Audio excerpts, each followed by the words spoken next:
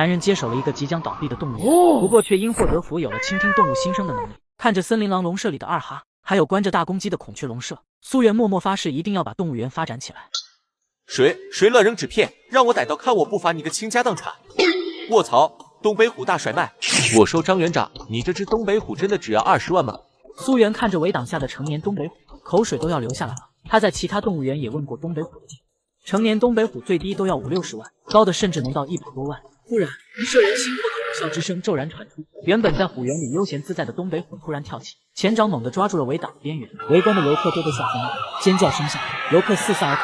和附近尖叫而逃的游客不同，围挡边和苏媛站在一起的张园长却是不动声色，就像这种场景不是第一次见了。没事，他出不来的。果然如张园长所说，那东北虎虽然极力往上爬，却是无法寸进。为了防止东北虎越狱，围挡的最顶端有一个1米多的内凹，此时东北虎的前爪就抓在那内凹之上，而他的后腿却是悬空，根本无法接力，掉下去也只是时间的问题。张院长，这东北虎是因为越狱，所以你想低价转让吗？越狱不是主要的原因，这家伙除了越狱外还特别的暴躁，我们的饲养员都差点被他弄伤了。只要你能驯服他，20万直接带走。话才说了一半，张园长就发现苏媛不见了，再转头看去，苏媛已经靠近了围挡的边缘，距离东北虎也不过半米之遥了。你干嘛？不要命了？没事，我有底。敢这么近距离的接触东北虎，他也是有底牌的，那就是聆听动物的心声。好痒啊，脑袋那里好痒，烦死了，根本挠不到。靠，来个人类，本来就烦，你有本事再靠近一点，看老娘拿你脑袋下酒。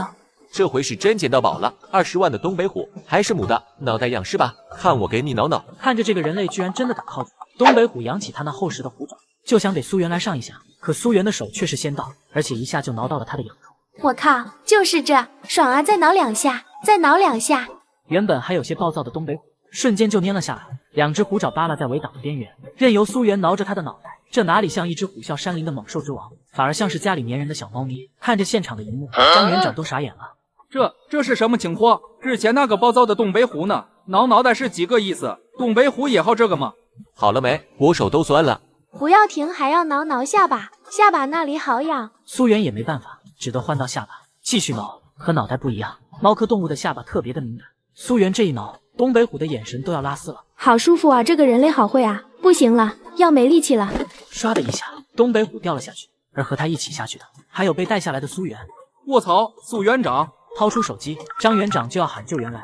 张园长，我没事。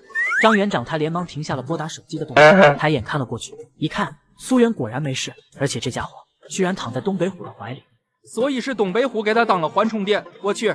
张园长拍了拍脑袋，他现在有点懵，有点不清醒了。张园长在外边头脑风暴，怀疑人生，虎园里的苏媛却也是在怀疑人生。原本温顺的东北虎在起身之后，却是又回到了之前的高冷。一声虎啸之后，东北虎就留给了苏媛一个背影。真是女人心，海底针啊！也不知道这家伙现在在想些什么。苏媛开始静声倾听。哼，臭人类！要不是看他刚刚挠得不错，谁救他啊？摔死算了。对，还是个傲娇虎，不过也正常。想靠挠痒痒获得东北虎的好感，肯定是不现实的。东北虎的情绪暴躁，肯定不只是身上痒，应该还有其他原因。哎，这天好热啊，这破地方连个游泳的地方都没有，要是能洗个澡就好了。洗澡、游泳。苏媛突然想到了什么。东北虎全称西伯利亚虎，居住地可是在西伯利亚或者是长白山这样的极寒之地。在这种环境下生活，东北虎肯定是不怕冷的，但相应的应该特别怕热。虎园面积虽然广阔，却没有一个像样的泳池。难怪这东北虎这么暴躁，感情是一身火气没地方撒。想到这的苏媛举目四顾，很快就找到了一个靠着水管的水龙头。没有犹豫，苏媛直接走了过去。围挡外的张园长以为苏媛在这地方离开，赶忙提醒苏园长，那边不是出口，走错了。不，我是要给他洗澡。张园长看到苏媛打开水龙头，准备用冷水给东北虎洗澡，猛地一惊。苏园长啊，不能用冷水，专家说了，要用温水。温他大爷！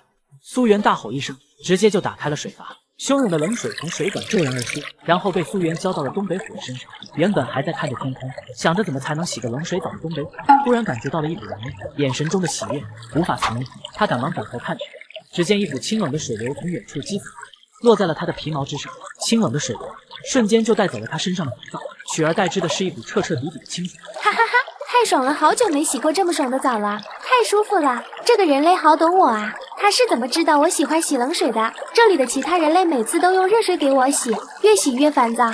就在苏元给东北虎洗澡时，围挡外，张园长的附近来了众多工作人员。园长，人还在虎园吗？有没有生命危险啊？没危险，在里面给东北虎洗澡呢。洗澡？那家伙不是最讨厌洗澡了吗？每次洗澡都特别暴躁。你说有没有可能是水温的问题？可是专家不是说了，只能用45度的温水洗澡吗？溯源用的就是水龙头直出的冷水。你再看东北虎，像是讨厌洗澡吗？好像还真是这样。等下溯源的步骤，你们都给我认真看着，这可是花钱都买不来的经验。听到这话，其他工作人员立马靠前，等着看苏源的动作。虎院里的澡也洗得差不多，苏源关掉了水龙头，东北虎却是不肯，拼命地蹭着苏源，像是在撒娇。没洗够呢，我还要。都洗半小时了，再洗感冒了知道吗？虽然你体质好，但也不能这样，知道不？安抚好东北虎，苏源找来干净的毛巾，给东北虎擦拭着身体，一边擦着毛发，苏源还一边按摩，因为可以听到东北虎的心声，按摩的力道是刚刚好。这人类好会啊，按得我好舒服，想睡觉了都。东北虎硕大的脑袋直接靠在了苏源的腿上，约莫半分钟的功夫，轻微的呼声开始传了出来。围挡边看着这一幕幕的工作人员傻眼了。说服东北虎，这也行？园长啊，这操作就是拿命学，我们也特喵的学不会啊！男人只是给暴躁的母老虎挠了挠痒，又冲了个凉，母老虎就趴在男人怀里睡着了。旁边的动物园院长看到男人神乎其技的驯兽技巧，就带着男人来到了动物园的豹区，想要男人帮忙调教一下大花豹。透过围栏看去，里面就只有一只花豹，只见它眼睛无神，走起路来也像是行尸走肉一般，而且花豹走的每一趟都出奇的一致，同样的地方停顿，同样的地方嘶吼，同样的地方嗅两下。这么严重的刻板行为，不会是抑郁症吧？没错，就是抑郁症。苏园长，对这花豹我们其实是下了很多功夫的，光是专家我们就找了好几回来看，可都是没办法。你们没尝试野放吗？尝试过，但这只花豹的捕猎技能还不够成熟，再加上身体有些潜在疾病，不适合野放。若是苏园长愿意帮忙驯服一下这只花豹，我们可以无条件赠送2只花豹幼崽。好处就先不提了，对这花豹我也没底。苏源很清楚，这只花豹最大的需求就是野外和自由，可问题是园区已经给到它最好的环境，而若是执意野放的话，又太危险。苏源蹲坐在围栏前，想了很多种办法，但都一一否决了。苏园长，没办法的话就算了，不要强求，我们签个合同，你先把东北虎带回去吧。一想到东北虎，他的脑海灵光乍现，迸发出了一个方案，好像可行。苏园长，你想到办法了？您等一下。苏源转头就跑开了，众人都一脸懵逼，也没等多久，大概10分钟的样子，苏源去而复返。他不是一个人来的，他还给花豹带了礼物，正是那只东北虎。张园长，开门，我们给这花豹来点小小的惊喜。这特喵的是惊喜还是惊吓啊？不止围栏外的众人懵了，围栏里的花豹也懵了，特别是看到那些人类居然真的把门给打开，把那东北虎放了进来后，花豹的眼神瞬间就清澈了。卧槽，别啊！听着花豹的吐槽心声，苏源都笑了，果然把东北虎喊来是个好办法。这才看到东北虎，花豹的抑郁症就好了大半。你们看到没？花豹的眼睛瞬间就亮了。可不是，之前的刻板行为也是瞬间消失。苏园长是真溜啊！苏园长，神医啊！神医不是我，是东北虎。虎妈，只要别搞伤了，其他随便整。没想到还有消失运动，这人类是真懂我啊！脑袋转了2下，虎妈的嘴角咧出了好看的弧度，这样的弧度在苏源看来很好看，可在里面的豹子看来却很危险。一声虎啸骤然而出，肌肉鼓动间，虎妈庞大的身躯猛地跃出，本来还一脸懵的花豹瞬间清醒，想都没想，拔腿就跑。在生死的危机下，花豹极其灵活，闪转腾挪间在围栏里跑得飞快，一点都没有了之前僵硬行尸走肉的模样，反而更像是林间的顶尖猎手。卧槽，这是我们的花豹吗？特喵的，怎么能跑得这么快？还有那姿态，太优美了吧！围栏里又是一声虎啸而出，见花豹逃往了另一个方向，后腿猛地用力，再次奔袭而去。啊！卧槽，卧槽啊！别追了，打不过啊！饶命啊，虎大爷，饶命啊！半小时后，围栏里的追逐终于是落入了尾声。连续半小时的追逐，直接把花豹累成了小狗，躲在角落里，气喘吁吁。不止花豹如此，虎妈也累得够呛，找了个平坦点的地方趴了下来。好久没这么运动过了，真爽啊！就是腰背有些酸啦。见虎妈趴在地上，花豹眼睛滴溜溜地转了2圈。其实经过刚刚的追逐，花豹也发现了些情况，这老虎好像就是在溜达，有好几次明明要咬到了，结果又放过了它。思虑了片刻后，花豹小心地靠近了虎妈，见它没有其他的动作后，小心地抬起前爪按在了虎妈的背上。虎妈疑惑地看了花豹一眼，见这家伙只是在给它按摩后，又低下了脑袋。花豹顿时来精神了，开始加大力道给虎妈按摩，按了背，又开始按脚，主打的就是一个雨露均沾。一直在围栏外看着现场的众人面面相觑。按摩，好家伙，我直接好家伙！张园长，这下花豹应该是没问题了。苏园长，这次可真是多谢你了，之前答应你的好处绝对不差。小陈，去把我们的那2只花豹幼崽带来。陈经理应声，很快就带来了2只花豹幼崽。幼崽不大，也就3、4个月的模样。这2只幼崽是我们之前在野外救治的，我做主，转让给苏园长吧。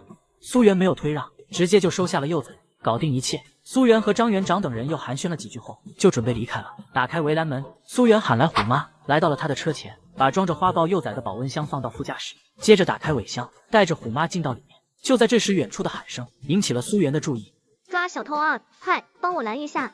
只见一个黄毛拿着个包跑得飞快，没有犹豫，苏园跳下车来，伸出了只脚，砰的一下，黄毛直接摔了个狗啃屎。你特喵找死啊！黄毛骂骂咧咧的站了起来，拿着刀就来到了苏园的面前。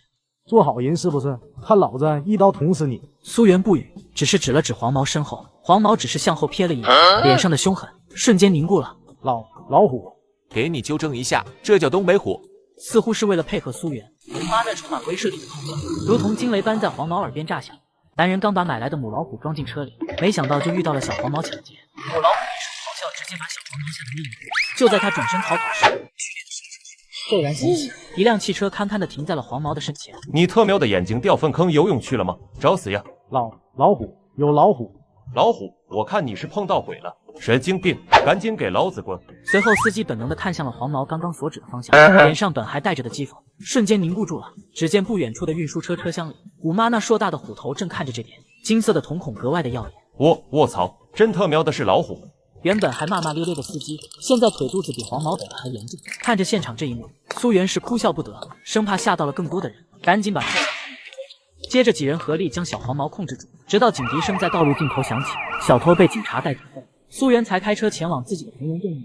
没想到刚到地方就看到大门口2个游客骂骂咧咧的要退钱。特么蛋，退钱不是说有东北虎吗？根本就没有。你们动物园里都是些啥？关着2哈的森林狼笼舍，还有那关着大公鸡的孔雀笼，真是笑死个人！赶紧退钱！吼什么吼？信不信我躺地上按表走啊？退钱是不可能的。你们要是觉得亏了，可以多逛2圈，就当是锻炼身体了。还多逛2圈？你得有动物给我们看啊！东北虎给我们园长带出去溜达了，等下就回。你们要是不信，就再等等。你当我3岁小孩啊？谁家动物园的东北虎能带出去溜达的？我看你们就是没动物，找借口。你们这东北虎要是真的能带出去溜达，我办年卡，我不仅自己办，还给家人办。我也办，我家10几口子呢。2人正说得兴起，一辆卡车忽然停到了门口。苏园从驾驶室上下来，打开了尾箱门，虎妈直接跳了下来。就在所有人的注视下，苏园牵着东北虎走了过来。原本还吵吵嚷嚷的游客，瞬间就安静了下来。我操，真是老虎！看着蹲在苏园脚边不停蹭着裤腿的大老虎，游客感觉3观都要重塑了。喵了个咪的，怎么这只老虎还撒娇？老虎不应该特别的凶吗？一张嘴能吞下一个脑袋的那种。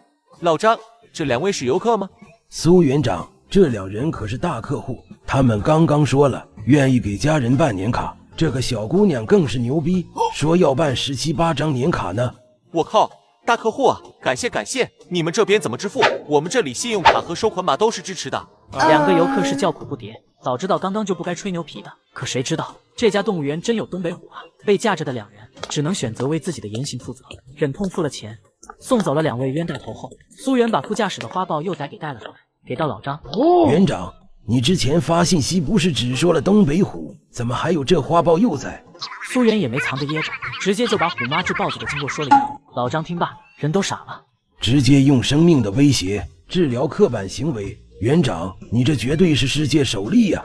这些就别说了，咱们先把老虎给带去虎山，然后再想办法整些动物来。可惜老头子留的钱不多，就只够买东北虎的。要是能再搞只熊猫来就好了。听着苏园的话，老张却是突然愣住了。园长，指不定还真有办法。我孙子张小云现在林业局实习，今天他们接手了一起野生大熊猫难产的救治。本来顺利的救治，在熊猫生产后情况骤变，温顺的熊猫突然暴怒，直接把负责接生的专家给挠了。我有这事不早说，老虎交给你了，我现在就去。轰鸣声在山林间响起，苏园驾驶着全地形车在山间飞速行驶，不一会就来到了地方。张小云看到苏园，赶忙上前迎接。元哥，你来了。你们救治的熊猫怎么样了？哎，还是没搞定。元哥，我带你去现场看看。张小云带着苏媛到了现场，只见一只成年大熊猫正护着瑟瑟发抖的幼崽，警惕的眼神扫视着人群。几个专家正在不远处低声讨论着方案。元哥，熊猫崽子现在情况未明，急需检查情况，但是熊猫妈妈根本就不让我们靠近。苏云点头表示明白，转头看向远处的熊猫妈妈，开始倾听她的心声。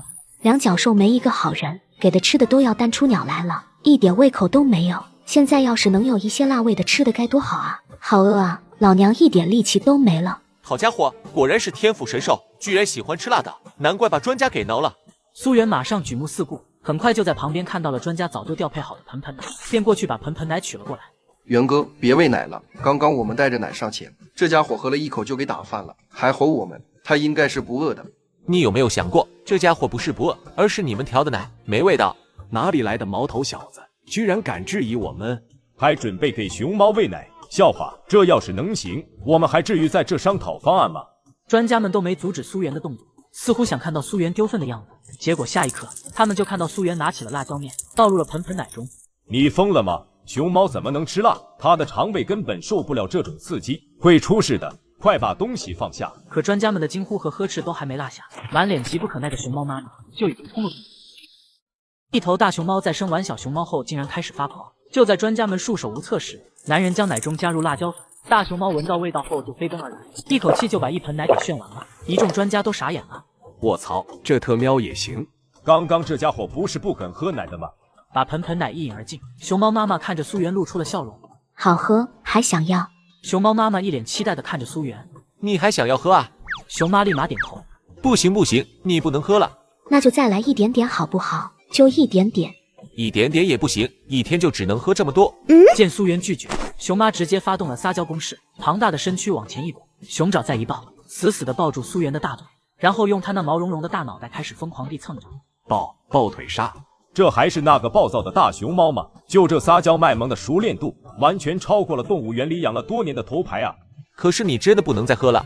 辣味对熊猫的肠胃伤害本就大，喝一回可能还没多大事，可若是开了这个口子，这家伙顿顿都要喝，可就坏事了。见苏媛油盐不进，熊妈呜咽着松开了爪子，蹲在了地上，开始思考熊生。约莫着做了10几秒后，熊妈居然直接躺地上，然后开始打滚。这是要干啥？撒泼打滚要奶喝吗？和众人的懵逼不同，苏媛却是皱起了眉头。熊妈的心声显示，她现在肚子很痛。有问题，这家伙不是撒娇。苏媛赶忙靠近，来到了熊猫的身边。此时的熊妈紧紧地皱着眉头，汗珠一颗颗的从额头滑落，明眼人一看便能看出，此时的熊妈特别痛苦。果然出事了，这一看就是你刚刚喂的奶的问题。都说了喝辣的熊猫受不了，你还不听，现在出问题了吧？不可能，刚刚熊猫喝奶都很开心的，要是辣的话，它不可能会喝的。切，不是盆盆奶，又是什么原因？有没有可能是因为之前的生产阵痛？生产已经这么久了，阵痛不可能还在。就是，要是有的话，也不可能现在才出现。只有一个可能，就是刚刚的辣椒面出了问题。小伙子，你知道蓄意谋害国宝大熊猫是什么罪吗？看着他们落井下石的模样，苏媛却是笑。我不知道蓄意谋害大熊猫是什么罪，但我知道恶意诋毁是什么罪。亏你们还是专家。熊猫肚子疼，你们想到的第一个点，居然是吃坏的。那你认为这是什么原因？一个沉稳的身影从远处缓缓走来，看模样似乎是这群专家的领导，因为他一出声，其他人都闭嘴了。我就问一件事情，刚刚熊猫崽子出生，你们是否把胎盘清理了出来？这话一出，众人都是愣住了。熊猫崽子刚出生，这熊猫就暴怒，挠伤了我们，所以胎盘还在里面，是吧？听着领头专家的问话，其他专家噤声，不敢再说。领头的专家叹了一口气，目光看向苏媛。所以你认为是因为胎盘的遗留才导致熊猫肚子疼的？不是，因为熊猫肚子里还有一胎。这话一出，几个专家直接炸毛了。毛头小子就是毛头小子，我还以为他有什么见解。你以为你是谁呀？这熊猫要是双胞胎，我直接倒立吃翔。听着周围人的质疑声，他没有反驳，只是轻轻地在熊妈的肚子上揉了揉。这一揉，熊妈的痛楚果然降低了不少，而且肚皮上还出现了一个小鼓包，这个鼓包居然还在动，左边来一脚，右边再来一脚，很明显的胎动。刚刚是谁说要吃翔的？原本的质疑哑然无声，所有人都看着熊猫妈妈以及她肚子上的轻微鼓包。怎么会？第二胎怎么会相隔这么久？从第一胎的诞生到现在，起码有半个多小时了。第二胎怎么可能现在才出现动静？熊妈刚刚应该是饿得没力气了，所以宫缩也减弱了。可是，安静，一个个的像什么话？天天自诩研究熊猫几十年，到头来却是连个小伙子都不如。刚刚谁说要倒立吃翔的？我希望你能言出必行。杨所，这不好吧？我看就挺好。这次过后，所里所有的专家、教授都要进行考核，考核不通过的，全给我滚蛋！随后，杨所长马上让人给苏元打下手，给熊猫继续接生。随着时间的流逝，一只粉粉嫩嫩的小家伙终于出生了。苏元马上抱着2只小家伙来到了杨所的面前。杨所，你们需要检查一下熊猫幼崽吗？需要。一只难产，一只虚弱，2只幼崽都必须检查情况，然后进行评估。杨所刚接过熊猫幼崽，熊妈一声怒吼，直接冲了过来，一把就抢回了自己的崽子，护在怀里。瞪了眼杨所，又充满信任的把小崽子塞到了苏元的怀里。只能你抱，其他人不准碰。看着龇牙咧嘴的熊妈，杨所脸上写满了无奈。这区别对待也太大了吧！我才抱了一下，怎么就被吼了？杨所，这可怎么搞啊？苏园长，那就只能麻烦你抱着来检查。随后几个熊猫专家拿着听诊器走了过来，开始检查小熊猫的状况。熊妈的眼睛盯着这些小心靠近的专家们，那威胁的意味溢于言表。你们要是敢乱来，看我不咬你们！因为暴躁的熊妈就在一旁守着。专家们的动作特别的轻柔，听诊器是小心心的放在小崽子的胸膛上，体温计也是特别的轻柔的放置，每一步都很轻很柔，每一项检查都是小心翼翼，如履薄冰的。好在检查顺利完成了，不过几个专家皱着眉头看着检查数据，心里有些沉重。男人没花1分钱，竟然得到了2只小熊猫和熊妈的抚养权。原来是刚刚2只熊猫崽刚完成出生检查后发现，各项指标都非常差，无论是心跳还是呼吸都很弱，而且体温也到了临界值。这情况必须进行专业的护理，根本无法放归野外。苏元刚准备把小熊猫交给专家团，不料熊妈突然暴起，拦在了苏元的身前。如此近距离的暴怒，把专家们都给吓了一跳。除了我身后这个2脚兽，其他的2脚兽都别想碰我的孩子。这熊妈是铁了心，除了苏元，谁都别想碰。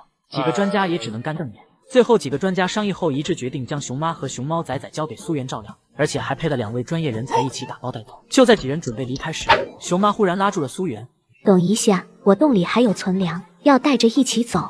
苏元无奈一笑，谁让人家是国宝呢，只能宠的。见苏元和熊妈又往回走，张小云和刘教授对视一眼后，立马跟上。很快，几人就是来到了一个山洞，一眼看去，洞里面还有大堆的嫩竹。真是个合格的吃货啊，苏园长。这家伙是准备带着竹子一起回去吧？应该是这样。几人刚准备搬竹子，张小云忽然拍了拍苏元的肩膀：“元哥，你看那是啥？”顺着目光看了过去，在洞那一角，赫然长着一朵深褐色带着菌盖的蘑菇。是灵芝。刘教授只是看了一眼，就点明了身份。灵芝，卧槽，这是宝物啊！什么宝物啊？就是普通药材。至于流传的灵芝神药啥的，都是药贩子炒作、虚抬价格的手段罢了。刘教授，一朵不值钱，那一片呢？刘教授本不以为意，可当看清了远处的情况后，哪怕是他都愣住了。在苏元所看的那片区域，有着一片又一片的灵芝。这看着激动不已的刘教授，张小云反而有些懵了。教授，你刚刚不是说这价值不高吗？怎么现在这么激动啊？你不懂，市面上的灵芝和这片灵芝不一样。你看这些灵芝的根系，看它们的生长方式，我怀疑这些灵芝不是单独存在，而是共生体。说白点，这些灵芝很可能是同一个母体长出来的。您的意思是这些灵芝居然是同一株？面对张小云的质疑，刘教授可没工夫解释，他直接来到了那片灵芝田的附近，开始小心翼翼地挖了起来。熊妈疑惑地看着这些莫名其妙的人类。搞快点，搞快点！我还要带着我的竹子去住新家。听着熊妈的心声，苏元都有些想笑，揉了揉他的脑袋，让他安稳一点后，他也好奇地走了过去。张小云也是跟着一起挖起了这片灵芝田。在刘教授的指挥下，灵芝田的全貌呈现在了几人面前。只见一片密密麻麻的灵芝连成一体的巨大菌丝网络，一眼看去无比的震惊。刘教授一边丈量着面积，一边解释：菌丝体在地下蔓延，条件合适就能不断长出子体。说到一半，刘教授突然顿住了。我的天，这株灵芝的地下覆盖面居然有1300多个平方啊！什么玩意？1300多个平方？真的假的啊？占地1300多个平方，那这灵芝的生长年份应该是1000多年啊！我的发，刘教授，你是说这是一株千年灵芝？那特喵的不是虚构的吗？对了，问老钱，老钱他是植物教授，他肯定知道。刘教授赶紧掏出手机，拨通了一个电话过去。喂，老钱啊，是我，刘明远。我给你发了个图片，你看看。就在刚刚，鸿蒙动物园的苏园长发现了一株疑似千年灵芝。什么？我看看。你先别挂电话。电话的那头陷入了寂静，对方应该是在看图片。苏园长，这是植物研究所的前教授，国内顶尖的真菌学家。他们研究所现在就在研究灵芝的药用价值。若是他们打算出价购买，你卖还是不卖？闻言，苏元明显一愣。动物园现在正缺钱呢，当然是卖啊。对方要是出价合适，当然卖。卧槽，老刘，你客喵的在听吗？在听，你说。太难得了，你和那个苏园长说，我们所愿意出价2300万收购，他只要点个头，资金立马到账。刘教授看向了苏元，询问他的意思。苏元马上点了点头，表示同意。那就打钱吧，我们苏园长同意了。把账号发过来，我们立马转账。你们不要再挖了，千万不要再挖了。很快，苏元的账户便是来了到账短信。丁，你尾号4918的账户到账2300万元。看着到账短信，苏元心中大定，有了这笔钱，动物园短期内都不用筹钱的问题了。钱教授迅速赶到现场，简单的交接过后，苏元带着熊妈，当然还有熊猫的存粮回去。到了动物园，几人直接来到了熊猫馆。刘教授看到熊猫馆里的一只萨摩耶，眼睛一亮。苏园长，这是几个意思啊？哈哈，这是别人弃养在我们动物园门口的，我看着挺合适的，就给放这了。怎么样，和熊猫很像吧？行吧，你的动物园你做主，我们还是先看下熊猫崽子的情况。刘教授直入主题，准备先看看小崽子的情况。苏元点头，把小崽子抱到怀里，让刘教授检查，而熊妈则在一旁守着。原住民萨摩耶看到突然来了这么多客人，也很是兴奋，汪汪汪的就跑了过来。张小云带着笑，蹲下身子逗着这个小家伙。还好情况没有恶化，而且体温还回升了一些，后续保持住问题就不大。就在此时，萨摩耶突然应激，狂吠不断。不仅如此，熊妈也是站起了身子，把苏元和小崽子护在身后。而在笼舍的门口，一只身躯庞大、身上铺着金黄色毛皮的家伙走了进来，才看清虎妈的模样。张小云和刘教授也傻眼了。卧槽，这家伙没拴绳子。几人正在给熊猫崽崽检查身体，没想到一只东北虎悄摸地走了过来。就在两人一狗被吓得不知所措时，啪的一声脆响突然响起，竟然是苏元，直接上前给了虎妈来了一个脑瓜崩。你不在虎园好好待着，跑这来干啥？多好玩，老娘跑出来的。你这家伙，你看把他们给吓的。苏元指了指还处于应激状态的狗子和熊妈，又指了指如同雕塑一般的张小云。刘教授，我又没干啥，下次注意好不好？别生气，陪我玩玩嘛。行吧，你跟我过来。刘教授，小云不怕，这家伙不伤人的。来，虎妈笑一个。虎妈皱着张脸挤了半天，可算是挤出笑容出来，就是这皮笑肉不笑的模样，着实是把刘教授和张小云给看懵了。而熊妈看着在苏元手下这么听话的老虎，也是放下了警惕，靠了过来，还闻了闻虎妈的味道。对于熊妈的靠近，虎妈却是没什么太大的反应，甚至大方地让她闻。苏元见状，也是来了兴致。你们俩现在也算是认识了。这个是熊妈，才刚刚生完小宝宝；这个是虎妈，之前在其他地方遭了苦，现在来了我们这，是不是要一起好好的？苏园长这是要干啥？让熊猫和老虎交朋友？开玩笑的吧？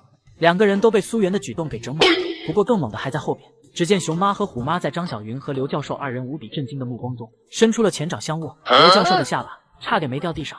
我的天，这特喵的奇迹呀！而此时动物园门口来了几个西装革履的人员，门卫老张看到几人，赶忙上前迎接。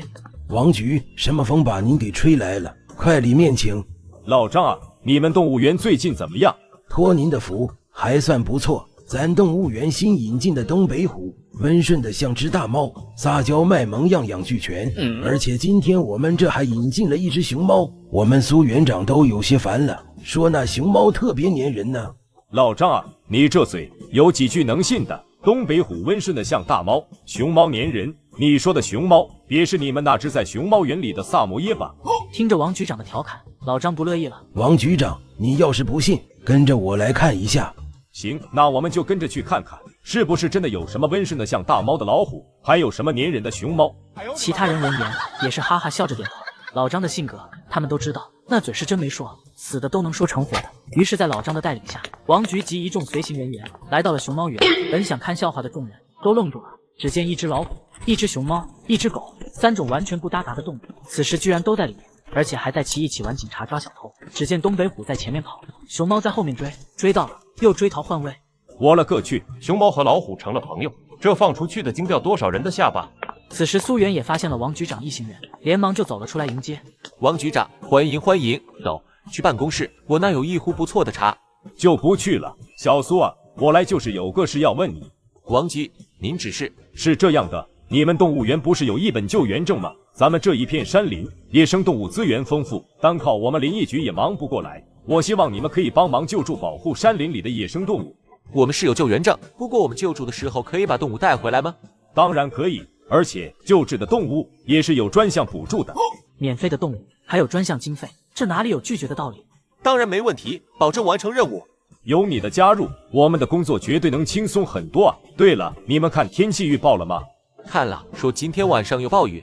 今天晚上台风要登陆了，这次的雨可能会比预想中的更大一点。你们趁着天色还早，赶紧做好准备。送走王局长一行，苏元赶忙带着老张等人忙活起来。值得王局长如此郑重的提醒，晚上的风雨绝对不小。几人一连忙活了一个下午，把动物园里里外外都检查了一遍。等做好一切，天色也是彻底黑了下来。令人头皮发麻的雷声骤然响起，雷声之后，狂风骤起，如同石子般大小的水珠拼命地砸了下来。众人一起在房中躲雨，听着头顶瓦片发出的吱呀吱呀的声音。你们这瓦房还滴水啊？老张，这2天先安排人把房子给修了，就这样子，指不定哪天就塌了。苏元的话还没说完，屋顶的吱呀声更明显，轰的一声巨响，房顶塌了，然后2个家伙直接从屋顶掉了下来，正是熊妈还有虎妈。Hello， 晚上好啊！看着从天而降的熊妈和虎妈，现场几人都懵了，就连雨水打到脸上都没感觉。都别愣着了，赶紧转移阵地，屋顶都没了，再待下去都得感冒。苏元带着熊妈和虎妈赶紧来到了偏房，先找来毛巾给熊妈和虎妈擦干净。苏元再用吹风机给2个家伙吹毛发。熊妈还好点，虽然有些反抗，但还是老老实实的让听。唯有虎妈听到吹风机的声音就不得劲，龇牙咧嘴，把老张等人都给吓了出去。干啥呢？给你吹干来，要不然感冒了。老娘不用那玩意儿，就老娘这体质，不可能感冒。行，这可是你说的，感冒了可不怪我。虎妈见苏元转头，然后开始用她的大脑残蹭着苏元的衣服。苏元看着虎妈，哭笑不得。你这家伙，我真的是……苏元正准备再说些什么，结果熊妈又靠了过来，2只胖胖的爪子直接抱住了苏元的大腿，然后也开始用她的大脑袋蹭着苏元的裤腿。你们俩真的是够了！不要松开，打雷，怕！熊妈抬起眼睛，委屈巴巴地看着苏元。一旁的虎妈见状，也是轻轻地靠了过来，贴着苏元席地而躺，看着2个家伙，苏元叹了口气，还能怎么办？当然是选择原谅他嘛。左手抱着虎妈，右手抱着熊妈，就这样苏元慢慢地睡着了。紧接上集，男人抱着东北虎和大熊猫一觉睡到了天明。刚起床，男人就发现整个动物园被昨夜的狂风暴雨吹得到处都是垃圾。就在他打扫卫生时，2只国宝级的动物突然跑过来帮忙。只见东北虎用灵活的尾巴左右扫动，还真就把一些垃圾扫到了苏元的脖子。而熊妈则更是干脆了，直接用屁股把垃圾给顶过来。看着把自己折腾得满身泥泞的2个家伙，苏元是一头脑袋2个大。你们2个到底是来帮忙还是来捣乱的？哎，虎妈，你干啥呢？只见本还在用尾巴打扫卫生的虎妈，似乎是闻到了什么味道，径直的就走到了动物园的一角，鼻子疯狂耸动。有味道，是猴子的味道。听到虎妈心声的苏元也是愣住了，眉头皱起，径直来到了虎妈的身边。有猴子就在下面，还活着。小云，来帮个忙，这里好像有动物被困了。苏元赶忙把小云喊来，2人一起用力把大石头抬了起来。随着石头被搬开，下面的身影也是显露了出来。这是一只有着金色毛发、全身毛茸茸的小家伙，似乎是受伤太严重。小家伙蜷缩在碎石堆里，奄奄一息。这是金丝猴，快把它救出来！几人马上带着金丝猴来到了医务室。刘教授根据现有的设施，给小金丝猴做了个全面检查。不幸中的万幸，小家伙应该是从山上摔下来的，只是外伤以及轻微的脑震荡。他能喝奶吗？我给他泡点奶喝。可以，就用熊妈崽子的奶粉冲泡。很快，苏元就把冲泡好的温牛奶带了过来，尝试着喂给小金丝猴，似乎是真饿了，奶嘴才碰到小金丝猴的嘴唇，这家伙就开始了大口吮吸。能吃就能活，问题不大了。一瓶奶很快就喝完了，小金丝猴也是渐渐的醒了过来，才刚睁眼，小金丝猴就是满脸的惊恐和焦躁。山塌了，危险，危险！苏元小心地安抚着小家伙，在这轻柔的动作下，小家伙的情绪平静了不少。小家伙看着苏元，似乎知道就是这个人类救了他。谢谢你，可是我的同伴还在山里，我要去救他们。小家伙挣扎着就想要起身，似乎还准备进山。你受伤了，不能进山。那你带我一起去救，好不好？求你了。元哥，他是怎么了？他的同伴也应该被困了，他想要进山救援。那我们也去吧。当然去，我们收拾下东西。熊妈和虎妈看苏元要出门，也吵着要一起。苏元没办法，就带着2只国宝一起上山救援。走了半个小时，终于赶到了地方。只见林业局的王局长带着几个救援队的人已经到了，正在一起费力地推着巨石。而在巨石之下，一只被压着的猴子正在发出哀鸣，可费了半天劲，这石头依旧是纹丝不动。不行啊，王局长，根本推不动啊！就在此时，突然新的力量加入，居然让巨石动了一下。刹那间，所有人都愣在了原地。只见一身斑斓毛发的金色大虎和一只圆滚滚的大熊猫正低着头奋力前推。加油，虎妈、熊妈，继续！一声清脆的呼喊在虎妈和熊妈之间传了出来。到这时，众人才发现苏元的存在，实在是虎妈和熊妈的体型庞大，把中间的苏元给完全挡住了。居然是他喊来的老虎和熊猫！我的天，这么神奇的吗？一个转头的功夫，苏元发现这些人居然呆在原地，就那么瞪大眼睛看着他。你们愣着干嘛？帮忙啊！现在是看热闹的时候吗？干活，快帮忙，一起推！大家听我指令，一起用力！1、2、3，推！现场所有人都开始了努力，一声又一声的怒吼传出，同时传出还有虎妈和熊妈的低吼声。在一阵剧烈的摩擦声下，巨石以肉眼可见的速度缓慢后移，挪开了。卧槽，真挪开了！惊呼声下，刘教授带着医疗箱赶忙到了现场，张小云作为助手也是跟了过来，把猴子从头到尾都检查了一遍。刘教授怎么说？还好，这家伙应该是猴王，身体比较强壮，脂肪层也比较厚，所以受伤不是很严重，后续调养一下，问题不大。来，我们也先别歇着，现场还有其他猴子等着救援，大家伙再努力一下。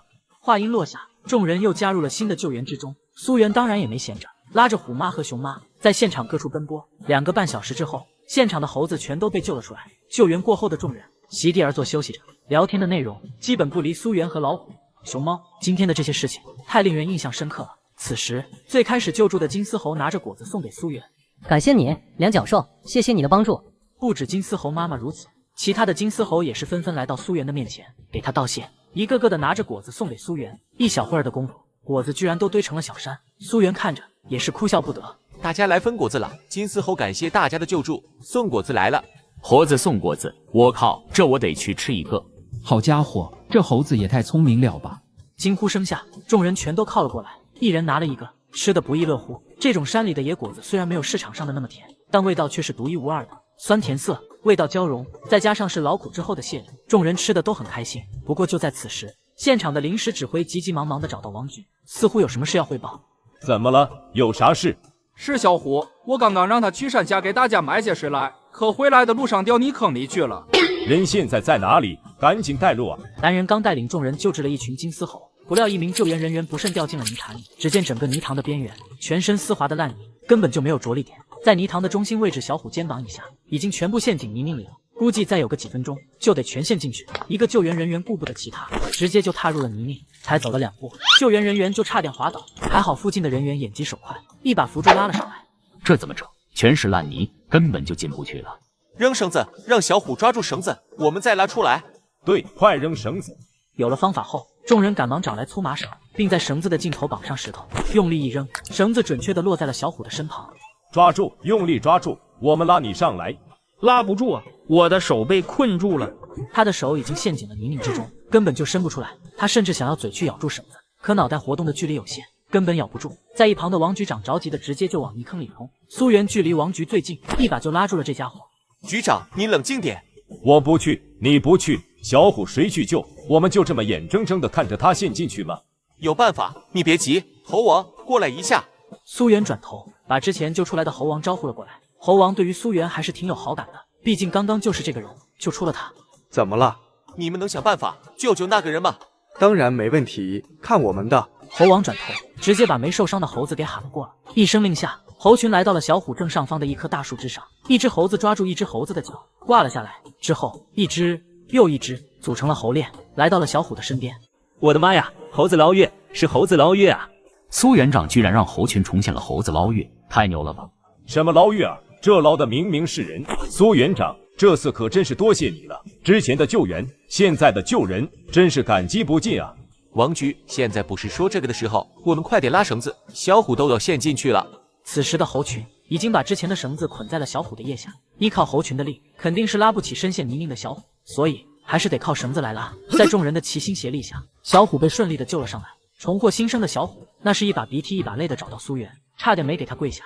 救援结束后，苏元一行人也开始下山了。一群金丝猴听说山下包吃包住，也都跟了过来。就在此时，轻微的叫声从不远处的石队处传出。元哥，有动静。队伍最前方的苏元听到，走了过来。小云，怎么了？那里有动静。疑惑之下，苏元走了过去，小心的把石头挪开。一只浑身都是泥浆的小家伙出现在了面前。这是小狼崽。此时的红龙动物园门口，一个头发花白、腰板挺直的老头看着老张，笑骂不已。老张，你可别给我吹了，咱们整个动物园只有20万，哪里来到老虎和熊猫啊？老爷，是真的，老虎、熊猫都有，我骗你干啥？好，是真的。那动物呢？哪里去了？动物都被小袁带去山里了。怎么去的？